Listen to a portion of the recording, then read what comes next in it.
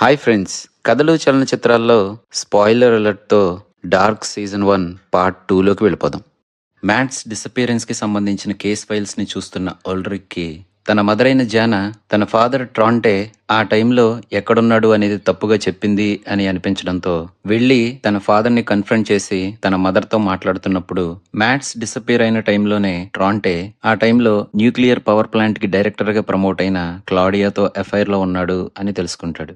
దాన్ని దాచి ఉంచడానికే తన ఫాదర్ గురించి ఆ రిపోర్ట్లో జానా తప్పుగా చెప్పిందని, మ్యాట్స్ డిసపియర్ అవడానికి ముందు తనని చివరిగా చూసింది క్లాడియా డాటర్ అయిన రెజీనా అని కూడా చెప్తుంది. ఆ రోజు ఏం జరిగిందో తెలుసుకోవడానికి రెజీనాని కలిసిన ఓల్డ్రిక్తో అప్పటికే తన బిజినెస్ ఎప్పుడు ఆగిపోతుందో తెలియక టెన్షన్లో ఉన్న రెజీనా, నువ్వు కేథరీనా కలిసి నన్ను ఆ అడవిలో కట్టేసి టెర్రరైజ్ చేయకుండా ఉండుంటే మీ ఇద్దరి వలన భయపడుతూ ఆ అడవి ద్వారా మా ఇంటికి వెళ్ళడానికి భయపడుతున్న నాతో మ్యాట్స్ ఆ రోజు రాకుండా ఉండేవాడు. తను ఆ రోజు అడవిలో ఒంటరిగా తిరిగి రావడం వల్లనే తను కనిపించకుండా పోయాడు. తన బదులు నువ్వు కనపడకుండా పోయినా బాగుండేది అని రెజీనా అంటుంది. కేథరీనాపై నేను సెక్షువల్ అసాల్ట్ చేశాను అని నువ్వు పోలీస్ కంప్లైంట్ ఇచ్చావు కాబట్టి మేము అలా చేశాము అని ఓల్డ్రిక్ అంటే, అది చేసింది నేను కాదు హేనా అని రెజీనా చెప్తుంది. కన్ఫ్యూజన్ తో స్టేషన్ కి వెళ్లిన ఓల్డ్రిక్ ఆ రికార్డ్స్ ని తిరగేస్తే తనపై కంప్లైంట్ ఇచ్చింది హేనానే అని దాంట్లో ఉంటుంది.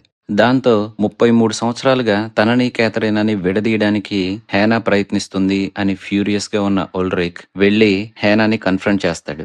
కోపంగా ఉన్న ఓల్డ్రిక్ హేనాతో, అసలు నీ హస్బెండ్ అంతకాలం నీతో ఎలా కలిసి ఉన్నాడు? నువ్వు ఒక పాయిజన్ లాంటి దానివి. తను అసలు ఎప్పుడో సూసైడ్ చేసుకుని ఉండాల్సింది అని అంటాడు. ఓల్డ్రిక్కి అప్పటికింకా తెలియని విషయం ఏంటంటే తను తన కొడుకు గురించే మాట్లాడుతున్నాడని. తిరిగి వెళ్ళిపోతున్న ఓల్డ్రిక్ తను తన బ్రదర్ కలిసి దిగిన పాత ఫోటోగ్రాఫ్ ని చూసినప్పుడు మికెల్ తప్పిపోయిన తర్వాత రోజు దొరికిన చిన్నపిల్లడి శవం గుర్తు రావడంతో మార్చరీకి వెళ్లి తనని ఎగ్జామిన్ చేయడంతో తన మదర్ తనకి గుర్తు చేసినట్టుగానే 1985 క్రిస్మస్ రోజున తను మ్యాట్స్ కొట్టుకుంటున్నప్పుడు మ్యాట్స్ గడ్డం కింద గాయమైనట్టుగానే వాళ్ళకి దొరికిన ఆ చిన్నపిల్లాడి గడ్డం కింద కూడా గాయం మానిన తర్వాత ఉండే స్కార్ ఉంటుంది. ఆ పిల్లాడి కళ్ళు పూర్తిగా కాలిపోయినప్పటికీ తను 1980s వేసుకున్న బట్టలనే వేసుకుని ఉండటం, తన బ్రదర్ కి సంబంధించిన గుర్తు కూడా తన పైన దొరకడంతో 33 ఏళ్ల క్రితం తప్పిపోయిన తన బ్రదర్ ఏజ్ అవ్వకుండా ఒక శవంగా మారి తనకు దొరికాడు అని ఓల్డ్రిక్ రియలైజ్ అవుతాడు. ఓల్డ్రిక్ మ్యాట్స్ గురించి ఈ నిజాన్ని తెలుసుకుంటున్న ఈ టైంలోనే తనకు తెలియకుండా వేరే విషయం ఒకటి జరుగుతూ ఉంటుంది. తన ఫాదర్ అయిన ట్రాంటే షార్లెట్ హస్బెండ్ అయిన పీటర్ తో కలిసి పీటర్ ఫ్యామిలీ క్యాబిన్ కి సంబంధించిన బంకర్ లో కూర్చుని ఉంటారు. అప్పుడు సమయం సరిగ్గా రాత్రి 9:17. వాళ్ళ దగ్గర ఉన్న బుక్ ని ఓపెన్ చేసిన ట్రాంటే ఆ బుక్ లో రాయబడి ఉన్నట్టుగానే సరిగ్గా అదే సమయానికి ఆ టౌన్ లో పవర్ ఫ్లక్చుయేషన్స్ క్రియేట్ అవుతాయి. దానికి కారణం జోనస్. రెజీనా ద్వారా మిస్టీరియస్ మ్యాన్ నుంచి తనకు అందిన ప్యాకేజ్ ను ఓపెన్ చేసిన జోనస్ కి అందులో దొరికిన మ్యాప్ లో ఫాలో ద సిగ్నల్ అని ఉండడంతో అంతకు ముందు 2 సార్లు కేవ్ లో వెతికి ఫెయిల్ అయిన జోనస్ మూడవసారి తనకు ఆ ప్యాకేజ్ లో దొరికిన ఫ్లాష్ లైట్, గైగర్ కౌంటర్ తో ఆ సిగ్నల్ ని ఫాలో అవ్వడానికి కేవ్ కి వెళ్తాడు. తన దగ్గరున్న గైగర్ కౌంటర్ తనని గైడ్ చేయడంతో ఆ కేవ్ లోనే నారో టన్నెల్ లో సిగ్నల్ ని ఫాలో అయిన జోనస్ కి ఒక మెటల్ డోర్ కనపడుతుంది. దాని మీద లాటిన్ ఫ్రేజ్ అయిన సిగ్ముండస్ క్రియేటస్ ఎస్ట్ అని రాసి ఉంటుంది. దాని అర్థం thus the world was created. ఆ మెటల్ డోర్ పైన ఉన్న సింబలే ట్రాంటే దగ్గర ఉన్న బుక్ పైన కూడా ఉంటుంది. జోనస్ ఆ డోర్ ని ఓపెన్ చేయగానే పవర్ ఫ్లక్చుయేషన్స్ వల్ల ఆ టౌన్ లో ఉన్న లైట్స్ అన్ని ఫ్లిక్కర్ అవడం మొదలవుతాయి. ఆ డోర్ ద్వారా కొంత దూరం వెళ్లిన జోనస్ కి 2 మార్గాలు కనపడతాయి. ఆ 2 ఒకేలా ఉన్నప్పటికీ జోనస్ రైట్ దాని ద్వారా కొంత దూరం వెళ్లిన తర్వాత తను కేవ్ లో నుంచి బయటికి వస్తాడు. తను వెండన్ లోనే ఉన్నాను అని తనకు తెలిసినప్పటికీ పరిసరాలన్నీ చాలా వింతగా ఉంటాయి. స్కూల్ దగ్గరికి వెళ్తే అక్కడ ఉన్న వాళ్ళందరూ 1980s ఉన్న డ్రెస్సెస్ లో ఉండటం, స్కూల్ డోర్స్ అండ్ వాల్స్ మీద మ్యాట్స్ నీల్సన్ డిసపియరెన్స్ కి సంబంధించిన పోస్టర్స్ ని చూసిన జోనస్ ఆశ్చర్యపోతూ స్కూల్ లోపలికి వెళ్లి ఒక అమ్మాయితో మాట్లాడితే తను 9th నవంబర్ 1986 ఉన్నాడు అని తనకు తెలుస్తుంది. తను మాట్లాడిన ఆ అమ్మాయే క్లాడియా కూతురు రెజీనా. హాస్పిటల్ కి చేరిన జోనస్ అక్కడే తనకి అప్పటికింకా తెలియకపోయినప్పటికీ తన ఫ్యూచర్ గ్రాండ్ మదర్ అయిన ఈనస్ తో మాట్లాడుతున్న మిక్కెల్ ని చూస్తాడు. మికెల్ ని తీసుకుని తిరిగి వద్దాం అని జోనస్ వెళ్లబోతుంటే తనని ఎవరో ఆపుతారు. అతనే జోనస్ ని తన ఫాదర్ గ్రేవ్ దగ్గర కలిసిన మిస్టీరియస్ మ్యాన్. అసలు ఇక్కడ ఏం జరుగుతుంది అని కన్ఫ్యూజన్ గా అడిగిన జోనస్ తో, నువ్వు నమ్మినా నమ్మకపోయినా తనే మీ ఫాదర్ మైకెల్ అని అంటాడు అతను. అంటే దాని అర్థం ఓల్డ్రిక్ నా గ్రాండ్ ఫాదర్ అని జోనస్ అంటే, అవును, మార్తా నీకు అత్తవుతుందిరా మూర్ఖుడా అంటాడా మిస్టీరియస్ మ్యాన్. ఇదంతా ఒక బూటకం అంటూ మికిల్ని నేను తిరిగి తీసుకువెళ్తాను అంటున్న జోనస్ తో, నీకింకా అర్థం కావట్లేదా? నువ్విప్పుడు మిఖిల్‌ని తీసుకుని వెళ్ళిపోతే జరగాల్సిన చాలా ఈవెంట్స్ జరగకుండా ఆపినవాడివవుతావు. మీ అమ్మ మీ నాన్నని కలవదు. వాళ్ళిద్దరూ ప్రేమించరు, పెళ్లి చేసుకోరు. అసలు నువ్వనేవాడివే పుట్టవు. నువ్విప్పుడు అతన్ని తీసుకువెళ్తే నీ ఎగ్జిస్టెన్స్‌ని నువ్వు ఎరేస్ చేస్తావు. ఇప్పుడిక్కడ జరుగుతున్న వాటన్నింటిలో నీ స్థానం నువ్వు అనుకున్న దానికంటే గొప్పది. ఏదో ఒక దాని గురించి నువ్వు తీసుకునే నిర్ణయం మరొక దానికి పునాదిగా మారుతుంది. A life for a life. ఇప్పుడేం చేయబోతున్నావు? అని తను జోనస్‌ని అడిగి అక్కడి నుంచి వెళ్ళిపోతాడు. అంతలా కనువిప్పు కలిగేలా క్లాస్ పీకించుకున్న తర్వాత జోనస్ తను చేయాలనుకుంటున్న పనిని వదిలేసి కేవ్‌లోని అదే టన్నెల్ ద్వారా 2019కి తిరిగి వచ్చేస్తాడు. ఇంటికి తిరిగి వచ్చిన జోనస్ తన మదర్‌తో మాట్లాడుతూ తను చాలా లోన్లీగా ఫీల్ అవుతుంది అని తెలుసుకుంటాడు. కొన్ని నెలల క్రితం తన భర్త చనిపోవడం, తను చిన్నప్పటి నుంచి ఎంతగానో ఇష్టపడిన ఉల్రిక్‌తో తనకు జరుగుతున్న ఎక్స్ట్రా మ్యారిటల్ రిలేషన్‌షిప్ కూడా బ్రేక్ అవడంతో బాగా బాధపడుతున్న హేనాని, నాకు తెలిసి నాన్న నిన్ను చాలా ప్రేమించాడు అంటూ జోనస్ హేనాని ఓదారుస్తాడు. తరువాత యాటిక్ పైన తనకొచ్చిన ప్యాకేజీలో దొరికిన వాళ్ళ నాన్న తన కోసం రాసిన లెటర్‌ని కాల్చి బూడిద చేస్తాడు. ఇదిలా జరుగుతున్న టైంలోనే ఉల్రిక్ తన టైం ట్రావెల్ కి సంబంధించిన జర్నీని మొదలు పెడతాడు. 33 ఏళ్ల క్రితం కనపడకుండా తప్పిపోయిన తన బ్రదర్ కి సంబంధించిన కేస్ ఫైల్స్ ని స్టడీ చేస్తున్న ఉల్రిక్ ఆ టైంలో పోలీస్ ఆఫీసర్ గా మ్యాట్స్ మిస్సింగ్ కేసుని హ్యాండిల్ చేసిన ఈగన్ కి సంబంధించిన నోట్ బుక్ ని చదివినప్పుడు 1986 లో మ్యాట్స్ డిసపియరెన్స్ గురించి ఇన్వెస్టిగేట్ చేస్తున్న ఈగన్ హెల్గేతో మాట్లాడినప్పుడు హెల్గే మ్యాట్స్ కనపడకుండా పోయిన రోజు రాత్రి తన ఇంటికి వెళ్ళడానికి చాలా దగ్గరగా ఉండే ఫారెస్ట్ రోడ్ లో నుంచి కాకుండా స్టేట్ రోడ్ లో వెళ్ళాడని, వై నాట్ ఫారెస్ట్ రోడ్ అని తను ఆ నోట్ బుక్ లో రాసుకుని ఉండడంతో దాన్ని చదివిన ఉల్రిక్ హెల్గేకి మిస్ అవుతున్న ఈ చిల్డ్రన్ కి ఏదో సంబంధం ఉంది అని అనుమానించి అదే విషయాన్ని హెల్గే డాటర్ ఇన్ లా అయిన షార్లెట్ కి చెప్తాడు. 75 ఏళ్లుండి డెమెన్షియాతో బాధపడుతున్న హెల్గే చిన్నపిల్లల్ని కిడ్నాప్ చేస్తున్నాడనేది నమ్మబుద్ధి కావట్లేదు అని ఉల్రిక్ చెప్పేదాన్ని తోసిపుచ్చుతూ తన ఓన్ ఇన్వెస్టిగేషన్ ని కంటిన్యూ చేస్తుంది. న్యూక్లియర్ పవర్ ప్లాంట్ ని సెర్చ్ చేయడానికి కావాల్సిన సర్చ్ వారెంట్ తనకి ఫైనల్ గా దొరకడంతో 1986 లో బర్న్ తో మాట్లాడిన తర్వాత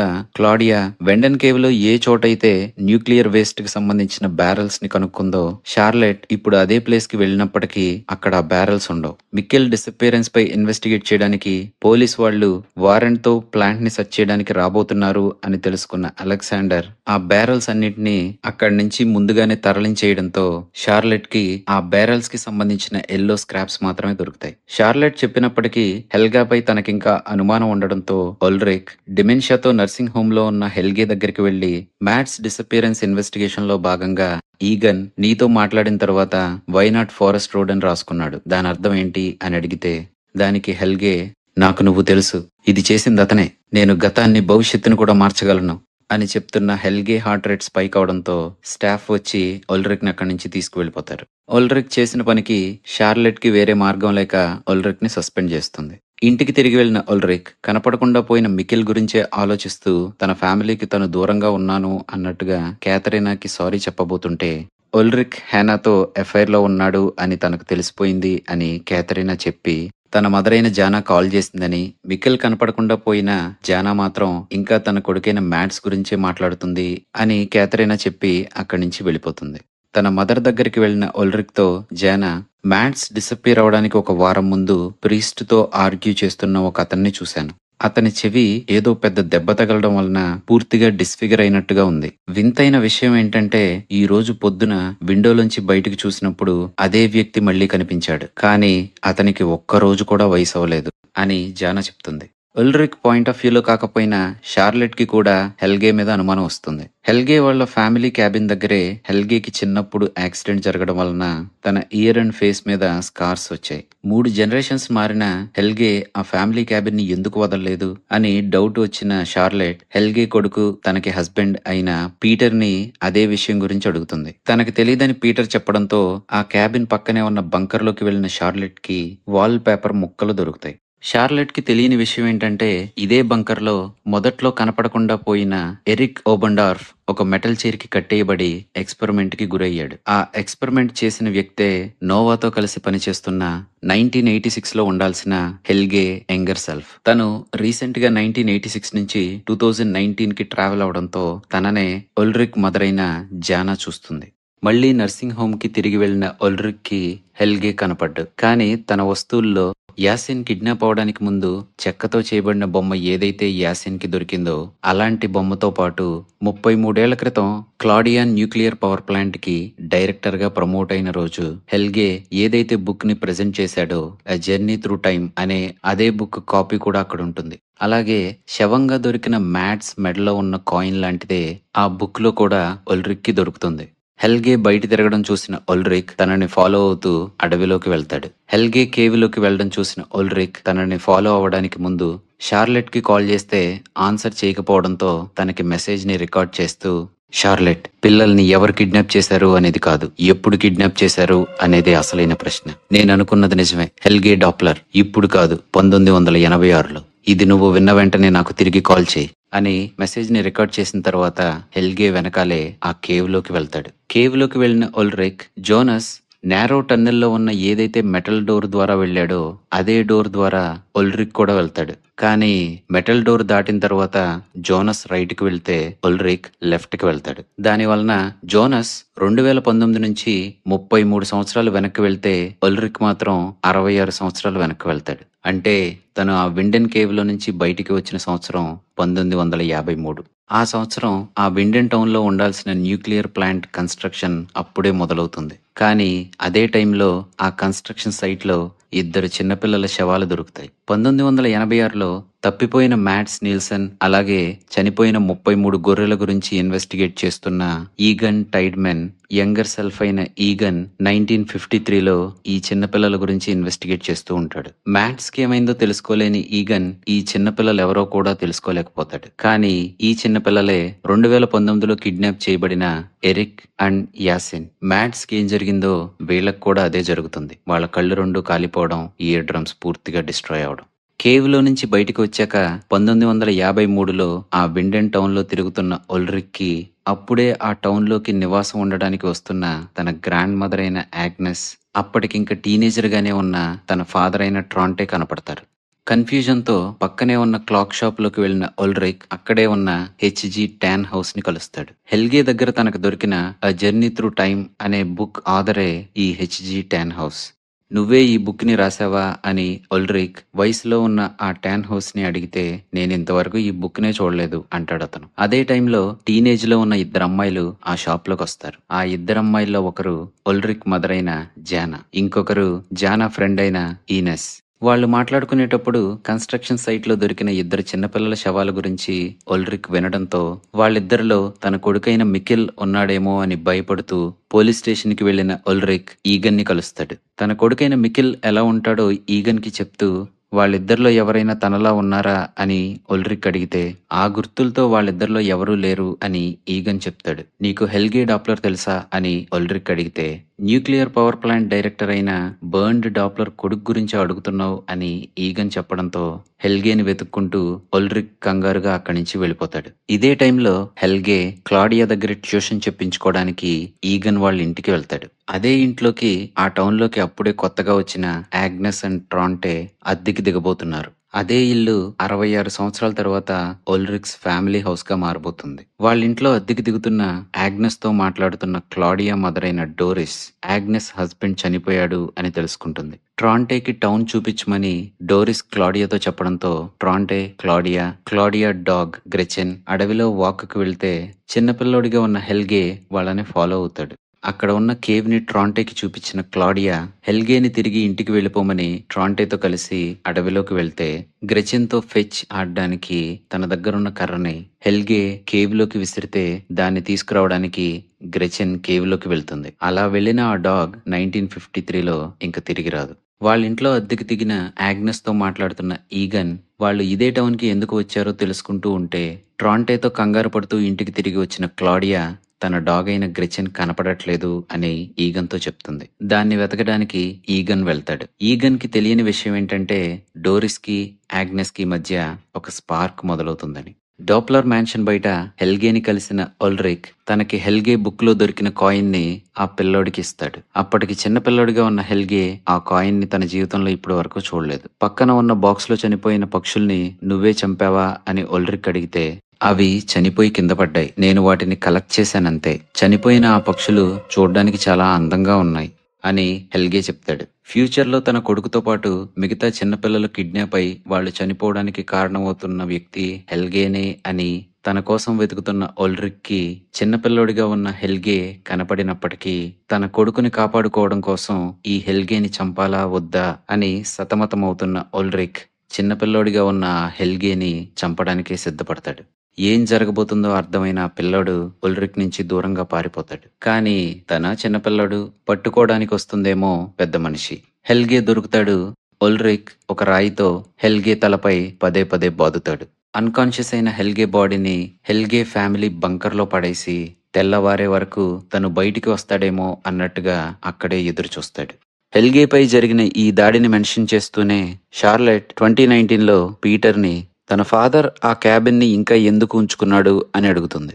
ఇదిలా ఉంటే ఈగన్ హౌస్ లో అద్దెకి దిగిన యాగ్నస్ అలాగే ఈగన్ భార్య అయిన డోరిస్ ఒకరికి ఒకరు దగ్గరవుతూ ఉంటారు. అదే టైంలో ట్రాంటే తన చేతిపై ఉన్న సిగరెట్ మార్క్స్ ని చూస్తూ ఉంటాడు. అలాగే ఎప్పుడు జరుగుతుందో తెలియకపోయినప్పటికీ బంకర్ లో వాల్ పై విండెన్ రెసిడెంట్స్ కి సంబంధించిన ఫొటోస్ ని చూస్తున్న వయసులో పెద్దదైపోయిన క్లాడియా చుట్టూ చాలా వెపన్స్ కూడా ఉంటాయి. ఒల్రిక్ 1953లోకి వెళ్లిన ఈ టైంలోనే 1986లో వయసు అయిపోయిన అప్పటికే ఒల్రిక్ తనకి 33 సంవత్సరాల క్రితం చూపించిన బుక్ ని రాసేసిన హెచ్జి టాన్ హౌస్ తో విండెన్ టౌన్ లో తిరుగుతున్న మిస్టీరియస్ మ్యాన్ మాట్లాడుతూ ఉంటాడు.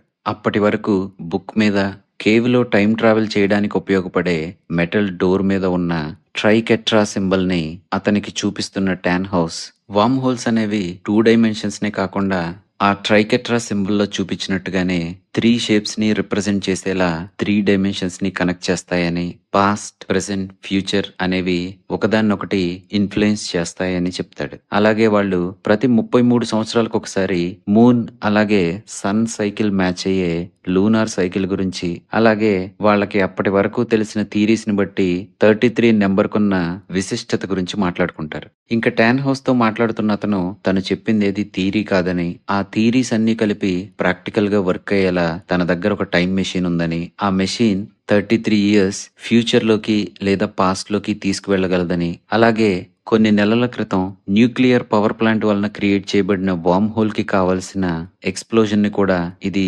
రీక్రియేట్ చేయగలదని అతను చెప్తాడు.